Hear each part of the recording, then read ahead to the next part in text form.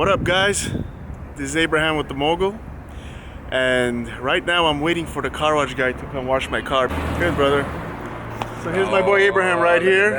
His name is Abraham too. So How's it going? he just got here, and he's gonna be Hold on. making Two car. Abrahams and an Artie right here, yo. Yeah, there you What go. up? So just getting our car washed. Let's do it.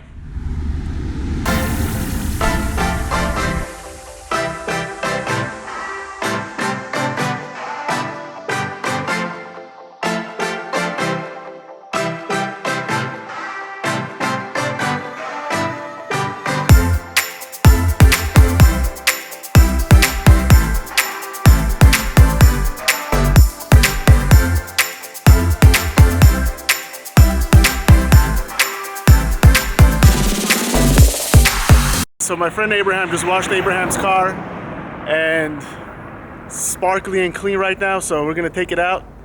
I'm gonna tell you guys about my experience that I had with this car for the past 3 years that I've owned it. It's been about actually exactly 3 years in April. So I'm gonna tell you how my experience was, and you guys decide for yourself if it's something you guys want to have as a daily driver. What up, guys?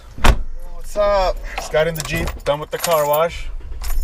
So me and Art decided that we're gonna go and grab some coffee, because you can't start the day without coffee.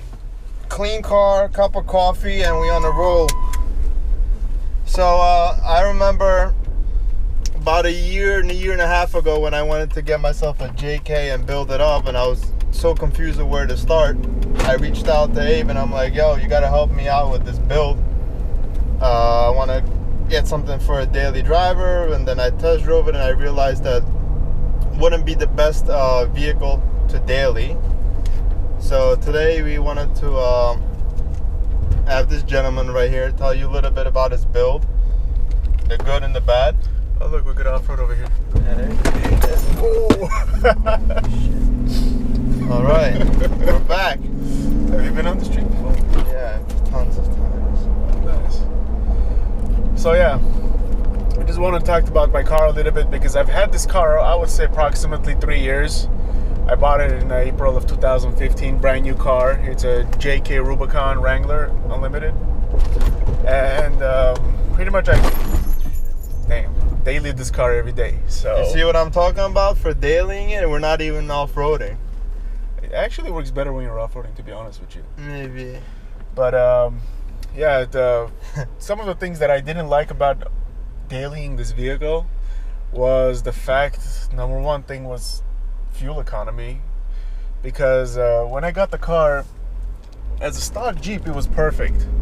But when I put all these options on the vehicle with 37 tires, 22s, light bars, bumpers, suspension, lift kit, etc., my car got pretty heavy. So right now I'm probably averaging, I would say, approximately 7 to 8 gallons per mile. So that's a big reduction if you're going to be driving this car every day. Well, these fenders alone are heavy, yeah? Oh, they're metal. I mean, they're practically bulletproof. Yeah, the interesting part about these fenders is when I was looking, remember at the JK, I wanted a Rubicon too. The fenders that he put on, you can't even remove them because you have to cut out a part of the... Well, you gotta make holes onto the car, and there's some things you just gotta, cut out, be able to fit these fenders. I mean, they look amazing. I mean, no doubt about that. But when it comes to weight saving, I mean, it's not the route you really want to go to. But for looks wise, I couldn't say more. The thing that gets to me the most about this, so we go out a lot, and if we're not taking my daily or the Porsche, we take this for now. The noise, man, the noise that the car makes, the tires and the wind, it's just like sometimes our conversations, it's just like you can't hear yourself speak, because the fact that it just makes you get a lot of the outside noise inside of the car. Yeah, and big factors of that is because of tire size, and the other factor is a light bar. The light bar makes a lot of wind noise, and it just gets into your car somehow. And I've put the bumpers and etc. on the light bar, but at the end of the day, that the noise is still there. I mean, maybe you could even hear it. It's kind of a whistling noise to it. It's just pretty much the car is a noisy car. You're not going to get away from that. I mean, if you're going to lift your car and do all that to it, you know, you just gotta sacrifice something for something else. But if you're driving this car 10-15 miles a day back and forth from work, it won't get annoying. That's the whole thing. It's like when I drive my Porsche, because it's not an everyday car, you don't get tired of it. You actually want to get in a car and you want to drive it because it's not your daily. But when something like that, like that car is a track car, and this is like the way you built it up, it's an off-road vehicle. It's a vehicle that you want to take out, enjoy like on certain days. But when you're dailying it, bro, I don't know, man. It's impossible. Car. By Starbucks, bro. Oh, you want Starbucks, brother? Yeah, you drove by, bro. Damn, man. It's alright. Turn the tank around, bro. Turn the tank around. We just got to Starbucks, guys. Yo, bro, park because you just got to Starbucks. Yeah, so we just got to Starbucks. Yeah, we just got to Starbucks. So can you get out the car? I need my coffee.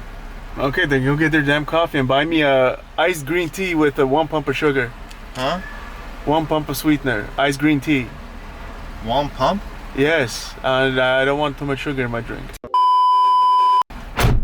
So one more thing I want to mention, guys, while Art is getting Starbucks for us, is that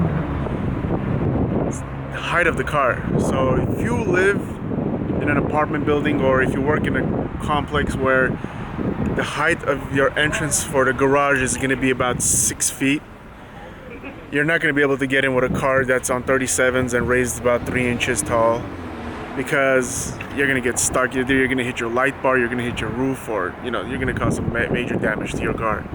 So that's another thing that, you know, you got to keep in mind when you're buying a Jeep and raising it, that just make sure that, you know, you could fit wherever you're going to be going or where you live or where you work.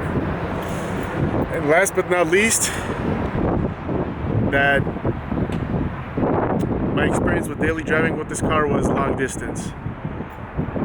Every time I want to go somewhere that's going to be about a 2 to 3, 4 hour drive, I rent a car, because driving this car and getting there, pretty much you're going to get beat up. When you get out of the car, you're going to be like, you know what, I need another vacation, because it's just not happening. That noise, the drive, just the steering on it. I mean, it's a Jeep. At the end of the day, it's a Jeep, and that's pretty much how it's gonna be when you have a Jeep Wrangler and it's all spec'd out, because you can't drive it like a regular car. It's not a regular vehicle. It's a beast, it's a monster, but one thing it's not a daily commuter. Oh, look who it is. Yo, I got the magic baby right here. That's not the magic, my magic is right here. Bro, what's that? Some type of a green tea? Some type of way. Yo. I love this stuff right here.